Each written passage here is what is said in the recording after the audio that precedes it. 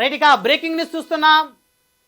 Vijayasai Reddy YCP అధినేతకి వ్యతిరేకంగా గలం విప్పుతున్నారు. AP liquor స్కామ్కి సంబంధించి విజయసాయి రెడ్డి చేసిన ట్వీట్ ఇప్పుడు సంచలనంగా మారుతుంది.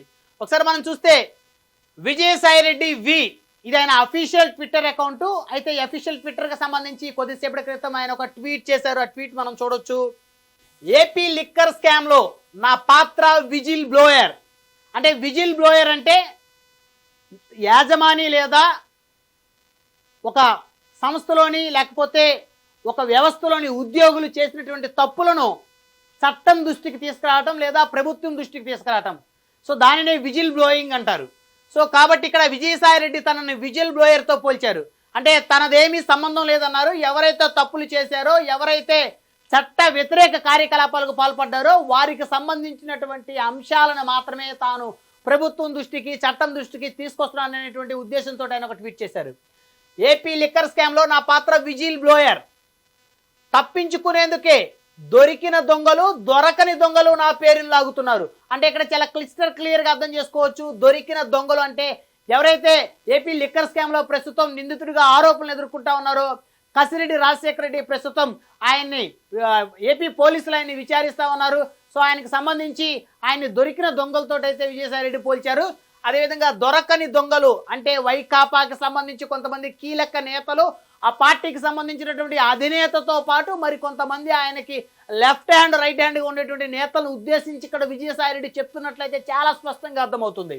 ఏ రూపాయి నేను ముట్టలేదు, లిక్కర్ దొంగల బట్టలు సగమే విప్పారు, వారి మిగతా బట్టలు విప్పేందుకు నేను పూర్తిగా సహకరిస్తానంటూ విజయసాయి రెడ్డి 4 గంటల క్రితం చేసిన ట్వీట్ వైసీపీ వర్గాల్లో ఒక కలకలం రేపుతుంది. అయితే విజయసాయి రెడ్డి నోరు విప్పితే వైకాపా అధినేత Jaganmohan Reddy AP liquor scam కేసులో కటకటాల వెనక్కు వెళ్లటం ఖాయమనేటువంటి వాదన ఏపీలో చాలా బలంగా వినిపిస్తూ ఉంది. నిన్న మొన్నటి వరకు కేవలం తన అధినేత మనసులో తన స్థానం లేదు అని తెలుసుకున్నటువంటి విజయసాయి రెడ్డి ఆ పార్టీని వీడానని చెప్పారు. మరి తనది 2వ స్థానం నుంచి 2000 స్థానం వరకు మరి పడేయటంలో కొంతమంది కీలక పాత్ర పోషించారంటూ ఇండైరెక్ట్గా కొంతమంది అంటే సజ్జల రామకృష్ణారెడ్డి, వైవి సుబ్బారెడ్డి లాంటి నేతలను ఉద్దేశిస్తూ నిన్న మొన్నటి వరకు విజయసాయి రెడ్డి మాట్లాడారు. అయితే ఇప్పుడు ఏకంగా వైకాపా అధినేత జగన్మోహన్ రెడ్డిని టార్గెట్ చేస్తున్నట్లయితే చాలా స్పష్టంగా కనపడతా ఉంది. తప్పించుకునేందుకే దొరికిన దొంగలు, దొరకని దొంగలు నా పేరుని లాగుతున్నారు అని చెప్పేసి ఆయన చేసిన ట్వీట్ ఏదైతే ఉందో వైసీపీ వర్గాల్లో కలకలం రేపుతూ ఉంది. అయితే దొరకని దొంగలంటే ఎవరు అని చెప్పేసి చాలా మంది రకరకాలుగా ఆలోచన చేస్తా ఉన్న పరిస్థితి ఉంది. అంటే దొరకని దొంగలు అంటే ఖచ్చితంగా దీని వెనక ఎవరున్నారు? అయితే ఇప్పటి వరకు ఏపీ లిక్కర్ స్కామ్కి సంబంధించి కసిరెడ్డి రాజశేఖర రెడ్డితో పాటు కొన్ని పేర్లు కూడా తెరపైకి బలంగా వినిపిస్తా ఉన్నాయి. అయితే కసిరెడ్డి రాజశేఖర రెడ్డితో పాటు ఎంపీ మిథున్ రెడ్డి పేరు, అదేవిధంగా ఎంపీ అవినాష్ రెడ్డి పేరు, అదేవిధంగా బాస్ ఎవరు, ఈ లిక్కర్ బాస్, మెయిన్ బాస్ ఎవరు అనేటువంటి ఒక చర్చ కూడా రాష్ట్ర వ్యాప్తంగా జరుగుతూ ఉంది. అయితే అందరూ కూడా అన్ని వేళ్ళు కూడా వైకాపా అధినేత మాజీ ముఖ్యమంత్రి వైపే చూస్తున్నాయి. కేవలం కసిరెడ్డి రాజశేఖర రెడ్డి అదేవిధంగా మిగతా కొంతమంది నేతలు ఎవరైతే ఉన్నారో వాళ్ళందరూ కూడా వైకాపా అధినేతకు కేవలం కలెక్షన్ పాయింట్లుగా మాత్రమే ఉపయోగపడ్డారు. ఆ కలెక్షన్ పాయింట్ల ద్వారా వేలాది కోట్ల రూపాయల డబ్బులను జగన్మోహన్ రెడ్డి ఆర్జించారనేటువంటి ఆరోపణలు పెద్ద ఎత్తున వినపడతా ఉన్నాయి. అయితే ఏ రూపాయి నేను ముట్టలేదు అన్నారు విజయసాయి రెడ్డి. అయితే ఇప్పటి వరకు కూడా ఏపీ లిక్కర్ స్కామ్కి సంబంధించి విజయసాయి రెడ్డికి కూడా ముడుపులు అందాయని చాలా మంది అపోహలతో ఉన్నటువంటి నేపథ్యంలో ఆయన అయితే చాలా క్లియర్గా చెప్తున్నారు, నేను ఏ రూపాయి ముట్టలేదు, నాకు ఎలాంటి సంబంధం లేదని చెప్తా ఉన్నారు.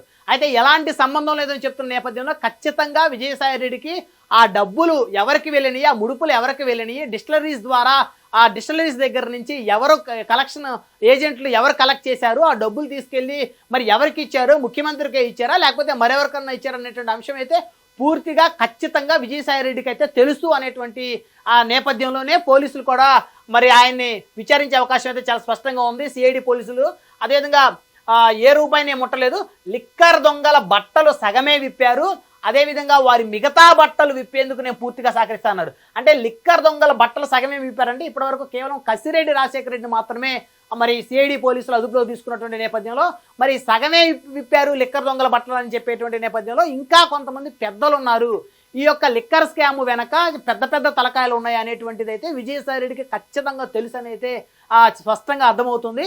అంటే ఆ లిక్కర్ దొంగల బట్టలు సగమే విప్పారు అంటే దీనికి చాలా క్లియర్గా అర్థం చేసుకోవచ్చు. నిజంగా కసిరెడ్డి రాజశేఖర రెడ్డి ఒక్కడే ఉంటే లిక్కర్ దొంగల బట్టలు మొత్తం విప్పారని చెప్పేసి అయితే సాయిరెడ్డి అయితే ట్వీట్ చేసే అవకాశం ఉండేది. కానీ సగమే విప్పారు అని అన్నారు అంటే ఖచ్చితంగా ఆ కసిరెడ్డి రాజశేఖర రెడ్డి వెనక ఇంకా ఎవరో ఉన్నారు, పెద్ద తలకాయలు ఉన్నాయి, పెద్ద బాస్ ఎవరో ఉన్నారు. సో వేళ్ళన్నీ ఒకరి వైపే చూపెడతా ఉన్నాయి అనేది అయితే చాలా స్పష్టంగా అర్థమవుతుంది ఆయన చేసినటువంటి ట్వీట్ని బేస్ చేసుకొని.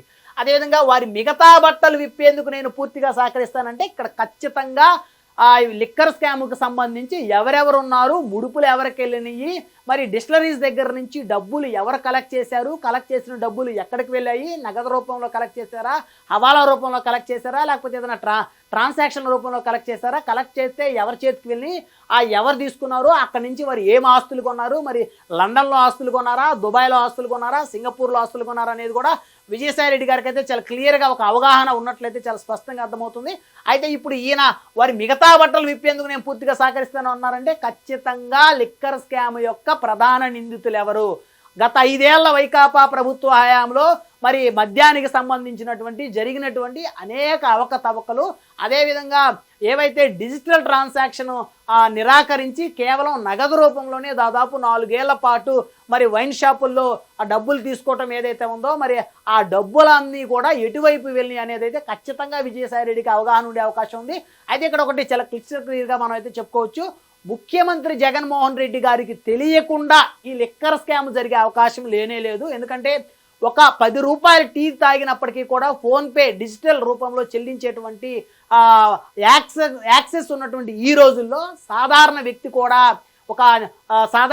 కూడా ఫోన్పే గూగుల్ పే వాడుతున్న ఈ రోజుల్లో మరి 200, 300, 400 రూపాయలు మరి 1000 రూపాయలు, 2000 రూపాయలు పెట్టి లిక్కర్ కొనుక్కునేటువంటి లిక్కర్ షాపుల్లో గత 5 ఏళ్లలో దాదాపు 4 ఏళ్ల పాటు పైగా కేవలం డబ్బులు మాత్రమే తీసుకున్నారు.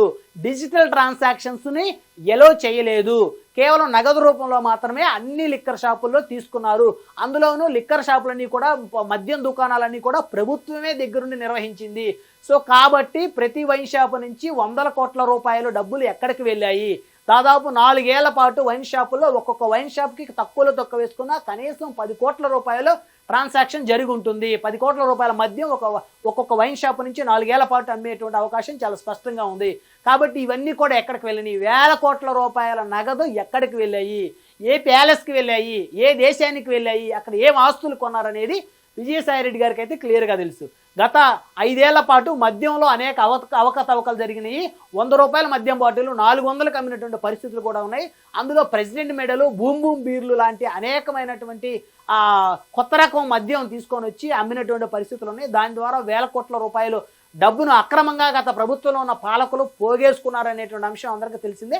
ఇప్పుడు అవన్నీ కూడా తీగలాగితే డొంకంతా కదిలినట్టు మరి ఆ కలెక్షన్ పాయింట్కి ఒక ఏజెంట్గా ఉన్నటువంటి కసిరెడ్డి రాజశేఖర రెడ్డిని అరెస్ట్ చేశారు. ఇంకా దాని వెనక పాత్రదారులు, సూత్రధారులు, కుట్రదారులు ఉన్నారు. సో కాబట్టి లిక్కర్ స్కామ్కి సంబంధించి లిక్కర్ దొంగల బట్టలు సగమే విప్పారు, వారి మిగతా బట్టలు విప్పేందుకు నేను పూర్తిగా సహకరిస్తాను అని విజయసాయి రెడ్డి చెప్పారంటే ఖచ్చితంగా వైఎస్ అవినాష్ రెడ్డి, మిథున్ రెడ్డి, జగన్మోహన్ రెడ్డిల పేర్లను కూడా విజయసాయి రెడ్డి గారు చెప్పేటువంటి అవకాశం అయితే చాలా స్పష్టంగా కనపడతా ఉంది. సో వైకాపాకి విజయసాయి రెడ్డి ఇక రానున్న రోజుల్లో ఒక కొరకరాని కొయ్యగా మారబోతా ఉన్నారు. వైకాపాకి సంబంధించిన అనేక అవినీతి చిట్టా విజయసాయి రెడ్డి గారి దగ్గర ఉంది. గతంలోనే జగన్మోహన్ రెడ్డి గారితో అక్రమాస్తుల కేసులకు సంబంధించి ఆయన కూడా జైలుకు వెళ్ళారు.